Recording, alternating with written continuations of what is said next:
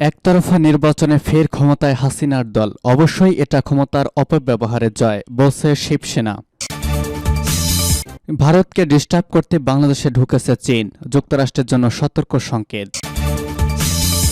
শপথ নিলেন নতুন সংসদ সদস্যরা এবং জনগণের প্রত্যাশা পূরণের জন্যই সংসদে যোগ দেব, বললেন জি.এম. কাদের।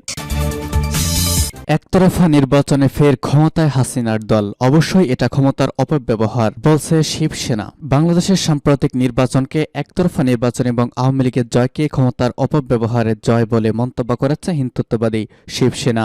শিবসেনা এমন মন্তব্য করলেও ভারতের প্রধানমন্ত্রী নরেন্দ্র মোদী নির্বাচনে জয়ের জন্য বাংলাদেশের প্রধানমন্ত্রীকে টেলিফোনে অভিনন্দন জানিয়েছেন। গতকাল সন্ধ্যায় সামাজিক যোগাযোগ মাধ্যমে দেওয়া এক বার্তায় তিনি বলেছেন, প্রধানমন্ত্রী শেখ হাসিনার সাথে কথা বললাম এবং সংসদ নির্বাচনে টানা চতুর্থবারের মতো ঐতিহাসিক বিজয় অর্জন করায় তাকে ধন্যবাদ জানালাম। সফলভাবে নির্বাচন অনুষ্ঠানের জন্য বাংলাদেশের জনগণকে অভিনন্দন জানিয়েছেন ভারতের প্রধানমন্ত্রী নরেন্দ্র মোদী। এদিকে আজ শিবসেনা মুখপাত্র সামনায় হাসিনার জয়ের অর্ধসত্য শিরোনামে বলা হয়েছে, শেখ হাসিনার বিজয়কে গণতন্ত্রের সিদ্ধান্ত বলে মেনে নিতে হবে, কিন্তু প্রশ্ন হলো যে পরিবেশ ও পদ্ধতিতে গোটা নির্বাচন প্রক্রিয়া পরিচালিত হয়েছে তাকে কিভাবে গণতন্ত্র বলা যায়। শেখ হাসিনা শুধুই নির্বাচনী প্রক্রিয়া নয়, গত বছর বা গত কয়েক বছরে তার বিরুদ্ধে আরও অনেক বিষয় অভিযোগ উঠেছে। নির্বাচনের আগে বিরোধী দলের অনেক নেতা ও হাজার হাজার কর্মীকে হাসিনা সরকার গ্রেপ্তার করেছিল।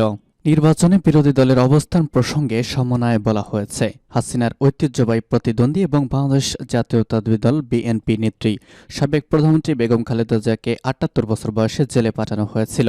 তাই নির্বাচন বর্জনের পথে গিয়েছিল বিএনপি। তার সঙ্গে আরও ১৫টি রাজনৈতিক দলও নির্বাচন থেকে দূরে গিয়েছিল। এসব বিরোধী দলের প্রধান আপত্তি ছিল হাসিনা সরকারের এই নির্বাচন প্রক্রিয়া ভুয়া এবং নিরপেক্ষ ও বিশ্বাসযোগ্য নয়। মানবাধিকার লঙ্ঘন ও বিরোধীদের প্রতি সরকারি এজেন্সির অপব্যবহার প্রসঙ্গে শিবসেনা বলেছে, হাসিনা সরকারের আমলে অনেক মানবাধিকার লঙ্ঘন হয়েছে, বিরোধী দল নেতাদের বিরুদ্ধে সরকারি এজেন্সির প্রকাশ্যে অপব্যবহার হয়েছে এবং নির্বাচনী প্রক্রিয়াতেও কারচুপি হয়েছে। এমন অভিযোগের বেড়াজালে পড়েছিলেন শেখ হাসিনা সরকার। মাত্র ৩ মাস আগে বড় লং মার্চ করে সেখানকার মানুষ শেখ হাসিনা সরকারের বিরুদ্ধে তাদের প্রচণ্ড ক্ষোভ দেখিয়েছিল। একটি ইসলামী দেশে গণতন্ত্র ব্যক্তি স্বাধীনতা রক্ষায় লাখ লাখ মানুষ রাজপথে নেমে শাসকদের বিরুদ্ধে ক্ষোভ প্রকাশ করেছে, এটা ছিল এক অসাধারণ ছবি। কিন্তু ২ মাস আগে ক্ষমতাসীন দলের বিরুদ্ধে এমন ভীতিকর পরিবেশ থাকলেও এখন আবার একই সরকার দুর্ভাগ্যবশত বাংলাদেশিদের ঘাড়ে চেপে বসেছে। শেখ হাসিনা ২০০৯ সাল থেকে যেভাবে দমনপীড়ন চালিয়ে যাচ্ছেন তাতে মনে হচ্ছিল বাংলাদেশে এবারের সাধারণ নির্বাচন প্রতারণা প্রমাণিত হবে। এ কারণে অনেক বিরোধী দল নির্বাচন বর্জন করেছে। স্পষ্টতই একতরফা নির্বাচনে হাসিনার দল আবারও ক্ষমতা এসেছে। অবশ্যই এটাকে অক্ষমতার অপব্যবহারের জয় বলতেই হবে, এটাকে সত্যের জয় বলা যাবে না। নির্বাচনে নিরপেক্ষতা ফল প্রসঙ্গে প্রশ্ন তুলেছে শিবসেনা, বলেছে যে নির্বাচনকে প্রধান বিরোধী দল বিএনপি সহ ১৫টি রাজনৈতিক দল বর্জন করেছে এবং ৬০% ভোটার ভোটদান থেকে মুখ ফিরিয়ে নিয়েছে, তাকে আপনি নিরপেক্ষ নির্বাচন কিভাবে বলবেন? নির্বাচনের ফলাফল কতটা নির্ভরযোগ্য হতে পারে? সাধারণ নির্বাচনের ফলাফল গণতন্ত্রের আওতার মধ্যে রাখা বাংলাদেশের জনগণের জন্য অপমানজনক হবে। মাত্র ৪০% ভোটার শেখ হাসিনা সরকারকে সমর্থন করেছেন।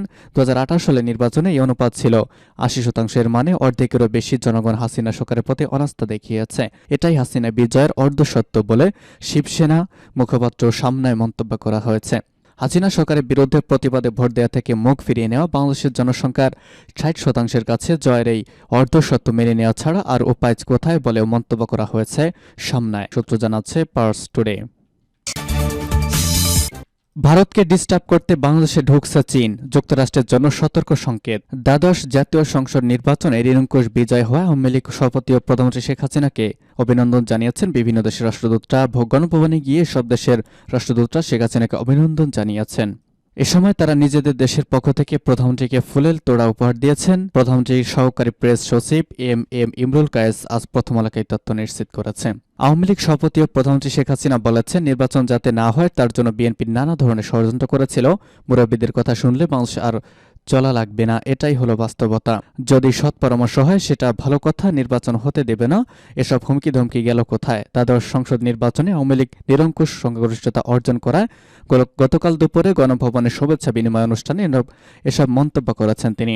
বিএনপি নির্বাচনে অংশ না নেওয়ার বিষয়টি তুলে ধরে প্রধানমন্ত্রী বলেছেন, বিএনপি নির্বাচনে অংশ না নেয় কিছু যায় আসেনি। যারা নির্বাচন অংশগ্রহণ করেনি তাদের নেতাকর্মীরা এখন হতাশায় ভুগছে। তিনি বলেন, নির্বাচনে কোনো দলের থাকা না থাকা গ্রহণযোগ্যতা নিয়ে প্রশ্ন ওঠে না। যারা নির্বাচনে খেলতে চেয়েছিল তারা ব্যর্থ হয়েছে। প্রতিদ্বন্দ্বিতামূলক নির্বাচন হয়েছে। ২-৪টা দল নির্বাচনে না এলে কিছু আসে যায় না। প্রধানমন্ত্রী আওয়ামী লীগ সভাপতি শেখ হাসিনা বলেছেন ৭ জানুয়ারির জনগণের অংশগ্রহণে অবাধ ও সুষ্ঠু নির্বাচন হয়েছে। এবারের নির্বাচন দেশের ইতিহাসে স্বর্ণাক্ষরে লেখা থাকবে। শেখ হাসিনা বলেন ৭৫ সালের পর এবারের নির্বাচন সবচেয়ে সুশৃঙ্খল, অবাধ, সুষ্ঠু, অংশগ্রহণমূলক হবে। মানুষ স্বতঃস্ফূর্তভাবে ভোট দিয়েছে। ২-৪টা দল ভোটে না এলে সমস্যা ছিল না। ইতিহাসে ৭ জানুয়ারি নির্বাচন স্বর্ণাক্ষরে লেখা থাকবে। বিরোধীদের পক্ষ থেকে কোনো প্রতিদ্বন্দ্বিতা ছাড়াই ব্যাপকভাবে নির্বাচনে প্রধানমন্ত্রী শেখ হাসিনার অধীনে ক্ষমতাসীন আওয়ামী লীগ বিজয় হয়েছে। ভারতকে ডিস্টার্ব করতে বাংলাদেশে ঢুকছে চীন, যুক্তরাষ্ট্রের জন্য সতর্ক সংকেত। ভারতের প্রতিবেশী বাংলাদেশের জাতীয় সংসদ নির্বাচন নিয়ে গত মাসে বিশ্বের বহু অংশের দৃষ্টি আকর্ষিত হয়েছে।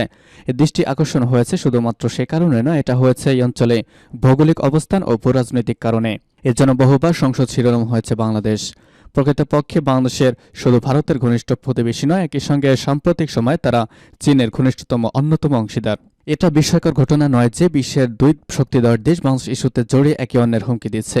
শেখ হাসিনা বাংলাদেশের বিশ্ব মানচিত্রের এমন একটি অবস্থানে যে তাদেরকে চীন ও যুক্তরাষ্ট্র উভয়ের কাছেই সুপার অত্যাবশ্যকীয় করে তুলেছে। বাংলাদেশের প্রবৃদ্ধি উন্নয়নে শুধু সহায়তা করছে চীন এমন নয়, একই সঙ্গে প্রতিরক্ষা খাতে চীন সরকারের কাছ থেকে সহায়তা নিচ্ছে বাংলাদেশ।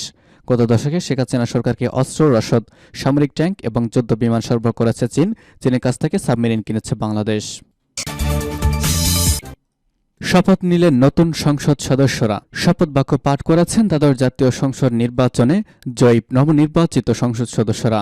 আজ সকালে শেরেবাংলা নগরের সংসদ ভবনের পূর্বে ব্লকের প্রথম লেভেলের সভাকক্ষে এ শপথ অনুষ্ঠিত হয়েছে। স্পিকার ড শিরিন শারমিন চৌধুরী তাদের শপথ বাক্য পাঠ করিয়েছেন। এ সময় শপথের মধ্য দিয়ে টানা চতুর্থবারের মতো রাষ্ট্র পরিচালনার দায়িত্ব নিতে যাচ্ছে আওয়ামী লীগ। এর আগে গতকাল মঙ্গলবার দ্বাদশ জাতীয় সংসদ নির্বাচনের ফল গেজেট আকারে প্রকাশ করেছে নির্বাচন কমিশন। এবং সর্বশেষ থাকবে জনগণের প্রত্যাশা পূরণের জন্য সংসদে যোগ দিব বললেন জি.এম. কাদের। জাতীয় পার্টির চেয়ারম্যান জি.এম. কাদের বলেছেন, জনগণের আশা আকাঙ্ক্ষা পূরণের জন্যই জাতীয় পার্টি শপথ গ্রহণ করে সংসদে যাবে। তিনি আরও বলেন, যেহেতু নির্বাচনে অংশগ্রহণ করেছি তাই শপথ না নিয়ে পিছু হটবেন না তারা। গতকাল সন্ধ্যায় রংপুরের সেনাপাড়ায় নিজ বাসভবনে তিনি ইচ্ছা প্রকাশ করেছিলেন। রংপুর বিভাগের জাতীয় পার্টির দ্বাদশ সংসদ নির্বাচনের সংসদ সদস্য প্রার্থীদের সঙ্গে বৈঠকের পর জি.এম. কাদের বলেছেন, যেহেতু আমরা নির্বাচনে অংশ নিয়েছি তাই এই মুহূর্তে আমরা শপথ নিতে পিছপা হব না। আমরা সংসদে গিয়ে জনগণের পক্ষে কথা বলবো এবং তাদের প্রত্যাশা পূরণে কাজ করব। জি.এম. কাদের আরও বলেছেন, যেখানে সরকার সুষ্ঠু নিরপেক্ষ নির্বাচন অনুষ্ঠানের লক্ষ্য নিয়েছিল সেখানে তারা সফল হয়েছে, তবে যেসব জায়গায় তারা জনগণের মন জয় করতে চেয়েছিল সেখানে তারা বল প্রয়োগ করছে এবং আমাদের জনগণকে পরাজিত করেছে।